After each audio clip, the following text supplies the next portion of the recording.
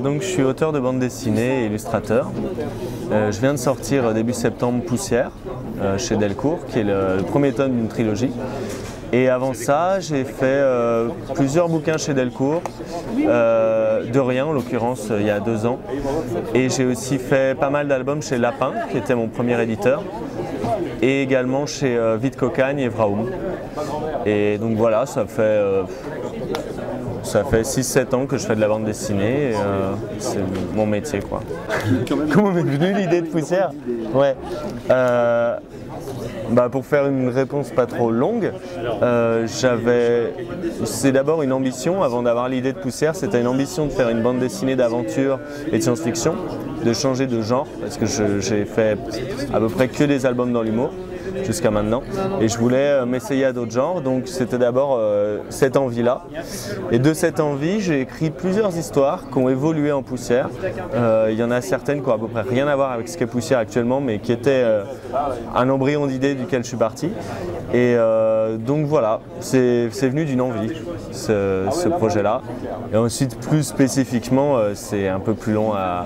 Même moi, j'ai pas assez de recul pour spécifiquement dire d'où m'est venue l'idée de Poussière. Mais voilà, c'est un mélange de plusieurs histoires, de super-héros, de choses comme ça, qui au final sont transformées en cette histoire-là. Ouais, j'ai essayé de créer un univers, original, entre guillemets. Je pense que c'est un peu dur en science-fiction de faire quelque chose de très original vu ce qui existe. Je m'y connais pas beaucoup, mais quand je découvre des trucs, je vois ce que les gens ont fait avant moi et clairement, il y a un niveau déjà énorme.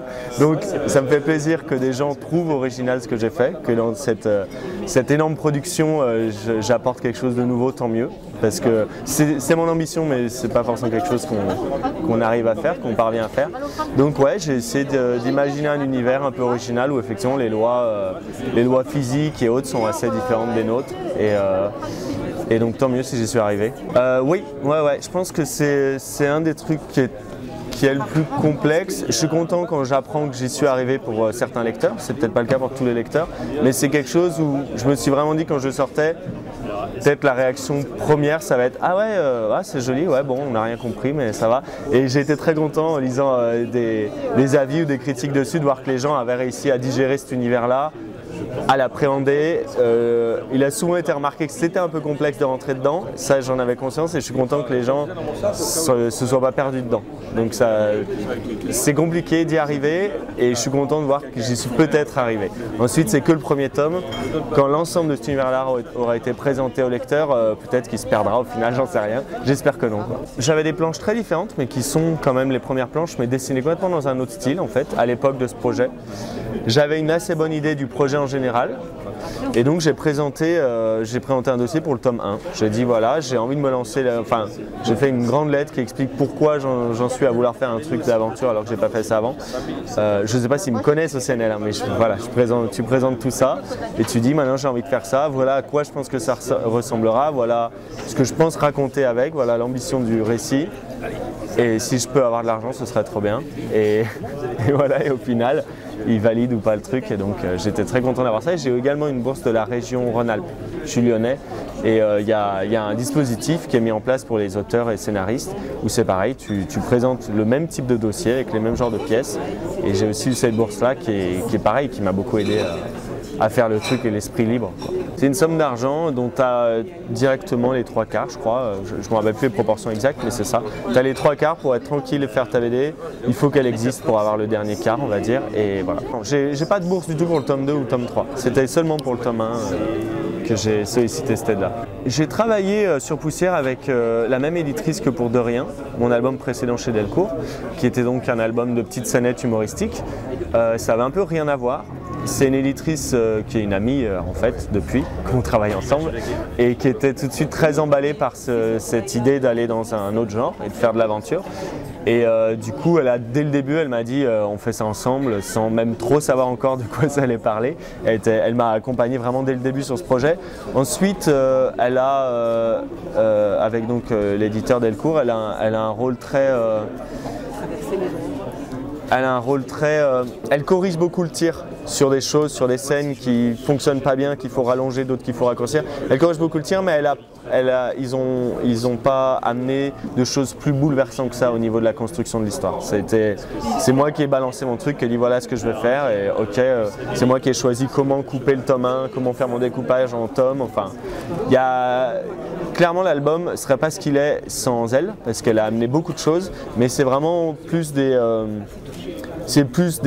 visions ponctuelles qu'elle amène et qui améliorent l'œuvre au final, mais c'est tout mon truc à moi qu'elle a dit ok je valide, on fait tout quoi. Ça c'est pareil, elle était à fond et moi j'avais envie de, possiblement si narrativement ça se justifiait, m'amuser graphiquement. Je voulais pas, déjà c'était un nouveau style graphique pour moi, j'ai jamais dessiné comme ça avant et donc je voulais au moins m'exercer à ce style là, mais je voulais aussi pouvoir m'amuser dedans, donc c'est pour ça qu'il y a des petites, des écarts graphiques plutôt, et des écarts graphiques quand ça s'y prête, j'avais envie de mettre ça. J'ai pas pu en mettre autant que je le veux dans le tome 2 qui sortira, mais c'est un truc qui est important je trouve, qui est aussi bien pour le lecteur et j'aime bien me permettre ça en général.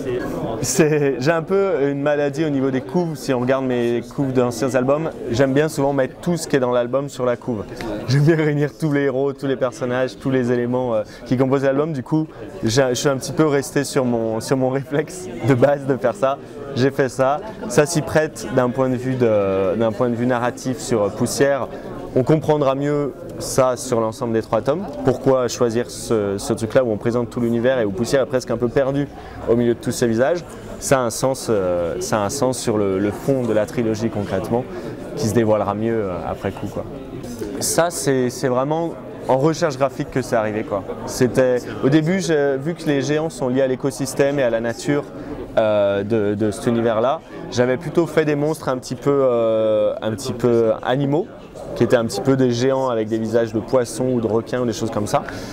Et j'en étais pas très satisfait parce que je trouvais pas ça super original. Je me disais que ça pouvait être déjà fait, même si j'ai pas... ça me semblait être une idée un peu trop évidente. Et en faisant des recherches de textures de choses, je suis tombé sur cette idée-là et ça m'a beaucoup plu. Et ça m'a permis une cohérence de travailler sur les triangles. Dès qu'il est question des choses un petit peu magiques entre guillemets de cet univers, c'est toujours composé en triangle et ça permet aussi de rendre le truc cohérent sur l'ensemble de l'histoire. Pas du tout, non. C'est pour ça que je savais pas trop ce que les gens allaient penser de ça, parce que je me dis si ça se trouve ça passe complètement inaperçu dans ce qui sort déjà, ou peut-être ça va pas suivre les bons codes. J'ai cru comprendre que, dans les retours que j'ai pu avoir de libraires en général, que ça ressemble pas trop à ce qui se fait en science-fiction, c'est un peu un truc bâtard et hybride. Donc, la thématique est clairement science-fiction aventure, mais le graphisme apparemment est pas trop dans ce que les grands lecteurs de ce genre-là attendent, et ça fait un truc un peu étonnant. Donc moi je le prends bien ce genre de truc, mais ça peut être un défaut concrètement de se lancer dans ce domaine-là et de faire un truc qui correspond pas au code graphique. Je sais pas trop en vrai, du coup, vu que j'en lis pas assez, j'ai lu des trucs qui me semblent assez originaux à chaque fois, du coup je saurais pas dire si c'est la norme ou si je suis juste tombé à chaque fois sur des trucs un peu dingos. Moi la couleur ça m'intéresse en travaillant comme ça, en travaillant par palette réduite et par palette aussi qui définissent un petit peu les passages de l'album.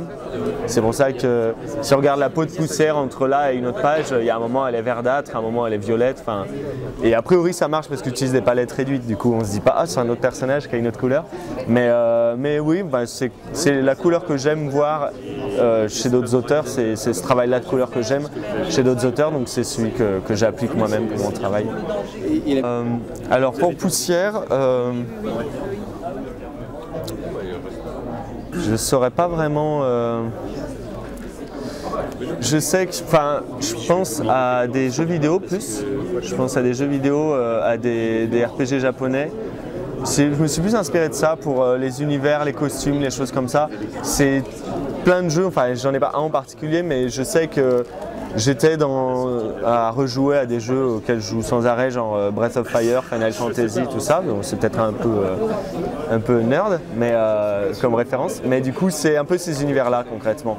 Et donc c'est une influence un peu manga aussi, parce que c'est des jeux japonais, donc il y a aussi ce graphisme-là. C'est clairement pas manga mon dessin, donc c'est pour ça que c'est un peu tiré par les cheveux de dire que ce serait mon influence première, mais c'est le cas, je pense. Parce que j'arriverai pas à te citer d'auteurs de bande dessinée, soit français ou américains, Il y a les comics aussi américains qui ont certainement une place quelque part dans cette idée, mais je ne saurais pas.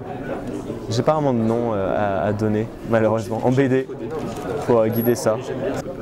L'auteur, alors je ne connais pas son nom, donc c'est un peu triste, mais je vais te dire la série qui est très connue. L'auteur de JoJo's Bizarre Adventures, qui est un manga assez connu, je crois les années 80 il me semble. Cet auteur-là, j'aimerais énormément savoir comment il fonctionne et pourquoi il fait les choix graphiques qu'il fait et pourquoi il écrit les histoires qu'il écrit.